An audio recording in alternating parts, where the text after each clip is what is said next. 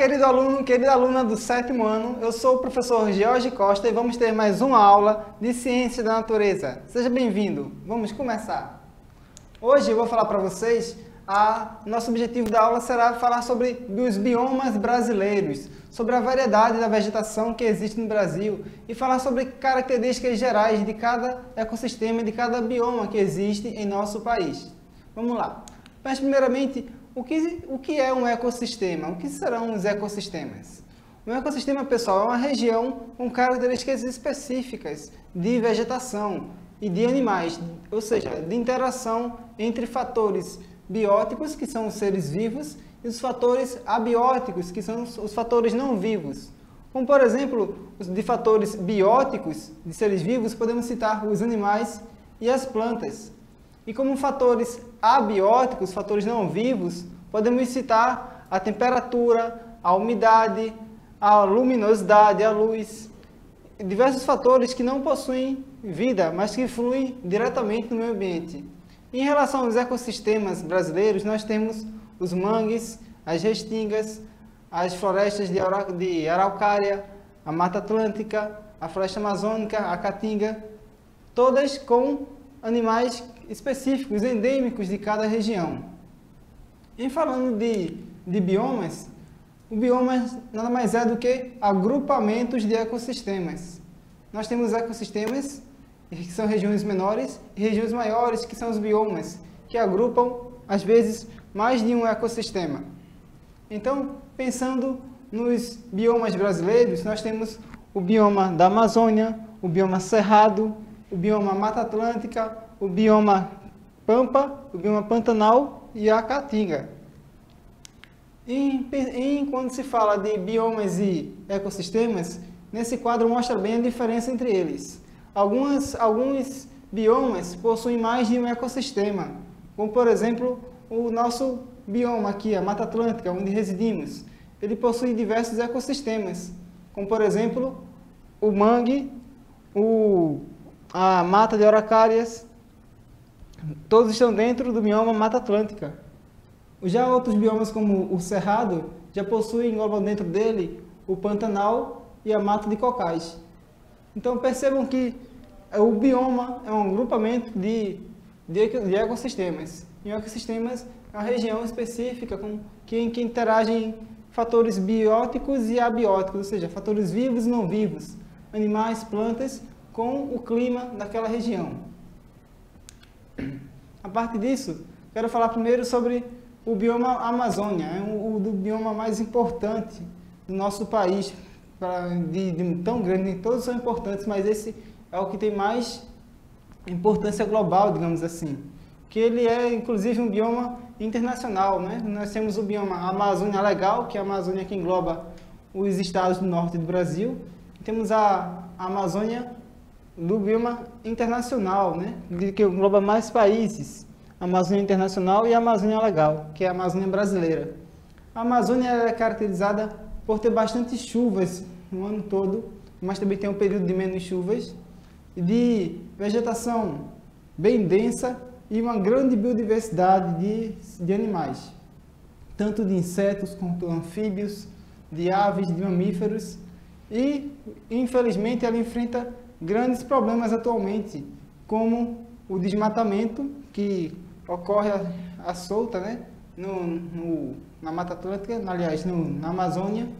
O grande problema do embate entre os garimpeiros e os indígenas, que são ameaçados, que têm seus territórios dizimados pelo desmatamento e depois pelo garimpo ilegal. Primeiro tira-se a madeira, não satisfeitos ainda, destrói o solo completamente em busca de ouro, e polui o solo, que polui os rios e acabam com a qualidade de vida dos indígenas. Então hoje, um grande problema mundial ocorre dentro da Amazônia, um problema não só ambiental, como também social. Um fator importantíssimo que o bioma Amazônia traz para o nosso, não só para o nosso país, mas para o mundo inteiro, é o controle das chuvas. O nosso país é localizado numa região em que ele recebe ventos de outro continente, ventos do deserto africano, do Saara.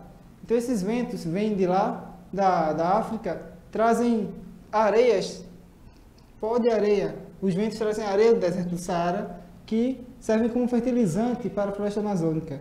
Além disso, esses ventos que vêm do deserto africano chegam no nosso continente e carregam muita quantidade de água condensada para o sudeste do Brasil, para o centro-oeste, passando pelo Pantanal e pelo Cerrado.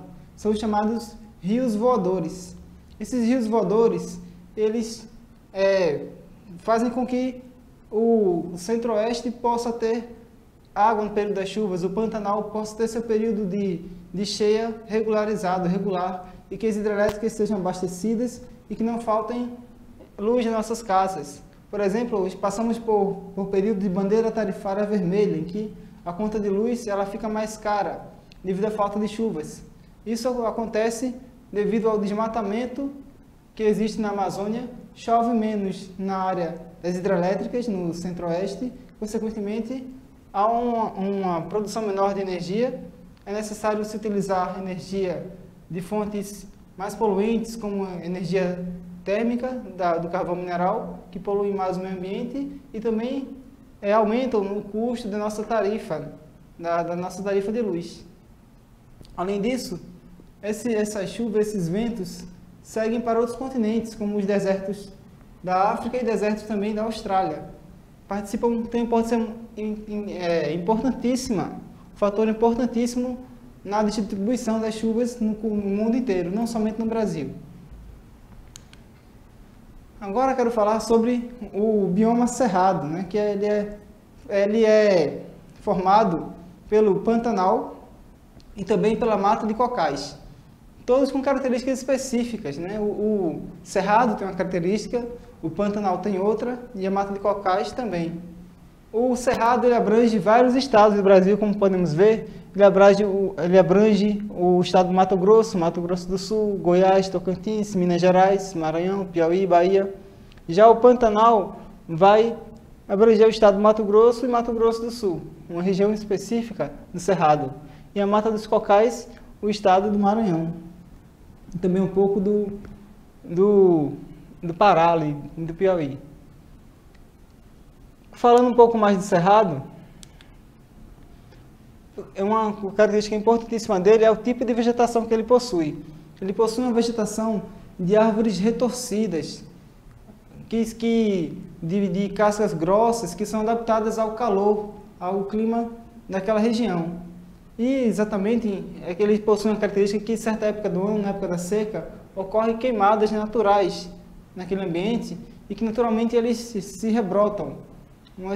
Aquela queimada estimula o rebrotamento das mesmas plantas de algumas espécies a cada ano. O problema é quando essa queimada é tão intensa que grande parte, mais da metade do cerrado é queimado por conta da ação humana. Um fator importantíssimo também é que no cerrado as árvores possuem, apesar de externamente serem pequenas, serem de troncos retorcidos e grossos, mas internamente elas possuem longuíssimas raízes de 10, 15 metros de profundidade. Isso é a chamada floresta invertida, onde existe numa árvore mais área de raiz do que área de copa, fora da terra. Então essas raízes adentram o solo, vão perfurando, vão penetrando o solo, deixando permeável para a entrada de água, até que essa água encontra uma rocha mais profundamente e cria regiões como lagos subterrâneos, chamados de aquíferos. Esses aquíferos são importantes para preencher as bacias hidrográficas, que são os vários rios, as nascentes dos rios em vários estados brasileiros.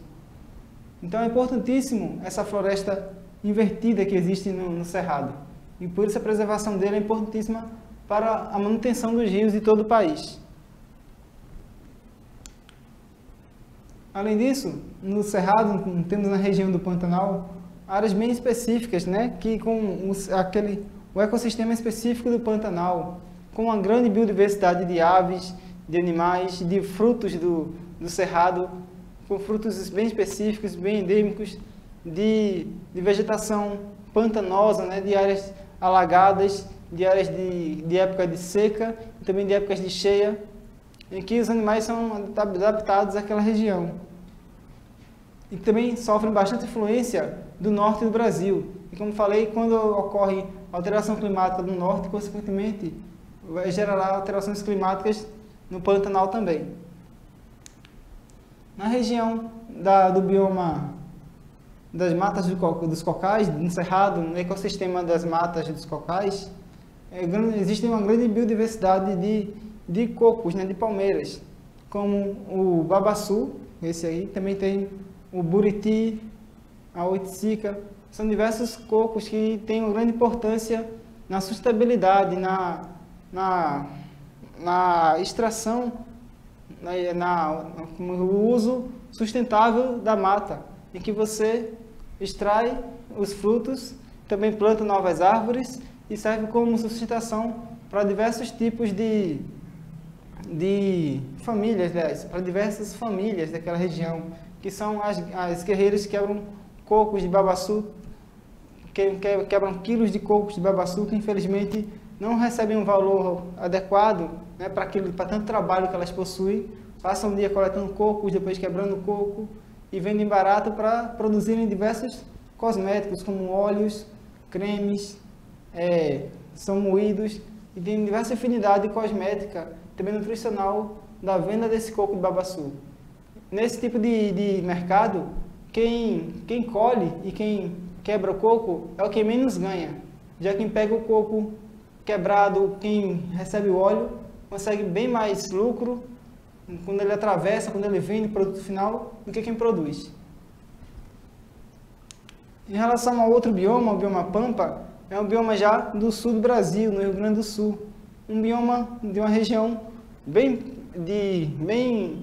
plana, né, com quilômetros de planícies e que possui bastante gramíneas.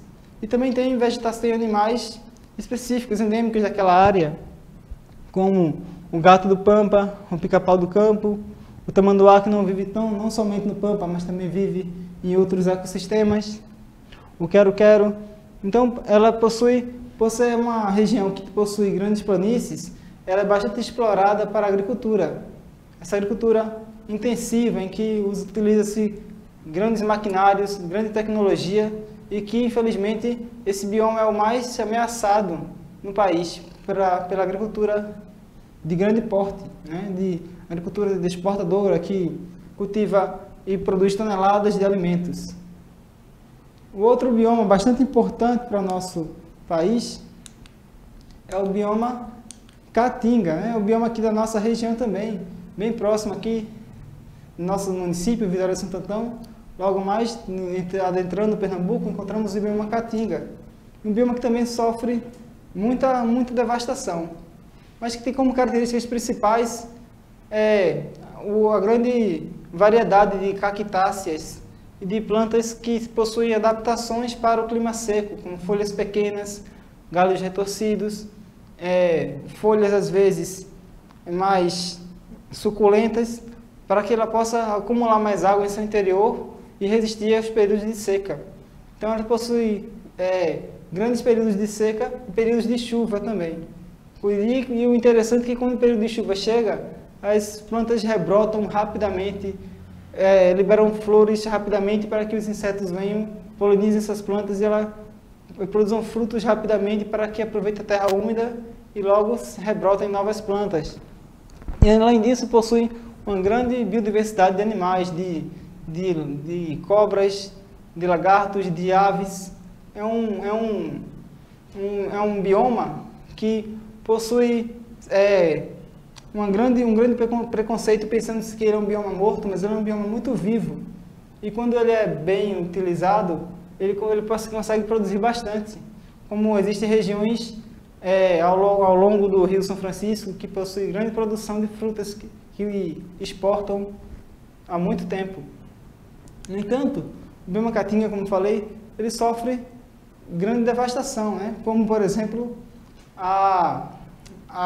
o uso do desmatamento de áreas para colocação de painéis solares, que deixam o solo exposto diretamente ao sol e acabam estimulando a desertificação da região, em que, como não há vegetação naquela área, Então cada vez mais o solo vai ficando seco e a temperatura daquela região ficando cada vez mais quente, ano após ano. Isso já acontece em algumas cidades do nosso estado de Pernambuco.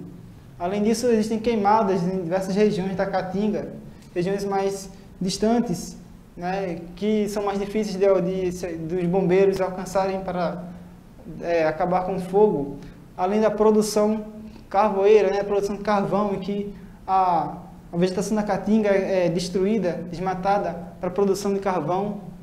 E, infelizmente, o mercado, a pirataria de animais, né, o mercado ilegal de animais, em que capturam animais e vendem em feiras livres, coisa que é ilegal. Outra coisa bastante importante e também um bioma muito importante para nós é principalmente o que nós vivemos, né? A Mata Atlântica, o que vemos ao longo das estradas quando viajamos nas nossas cidades. Ele é um ambiente bem diversificado, né? Ele tem a floresta, ela não é tão úmida quanto a floresta amazônica, não é tão quente quanto a Caatinga e possui uma grande diversidade de animais. Por exemplo, aí, ó, um lago, olha só quanta diversidade de animais vive em um lago. Em um lago pode viver tartarugas, aliás, jabutis, podem viver peixes, né, nas árvores podem viver o timbu, ao longo do rio podem viver capivaras, na água pode viver também galinha d'água e diversos anfíbios. Então, eles são grande diversidade na Mata Atlântica. É importantíssima para a manutenção do nosso clima e a manutenção também do meio ambiente, né, dos animais. E a importância de uma floresta, quando se fala na vigilância animal, na vigilância da segurança animal e de doenças também, de saúde pública, a importância de se ter uma mata é que a mata ela abriga animais com doenças lá dentro. Doenças como leishmaniose, como uma possível febre amarela, uma possível animais com raiva, que essas doenças ficam concentradas naquela região de mata. E quando o homem vai invadindo mais a mata para morar, quer fugir da cidade e desmata regiões de Mata Atlântica para morar longe da cidade, ele acaba se expondo a essas doenças. E aí sofre que entra uma cobra em casa e diz, tem bicho invadindo minha casa. Na verdade, quem invadiu a casa foi o homem que invadiu a casa dos animais, não os animais que invadem as casas, né? Quem estava lá primeiro foram os insetos, foram os animais. Então o homem cada vez mais desmata para morar perto da floresta. E isso acontece muito na Mata Atlântica.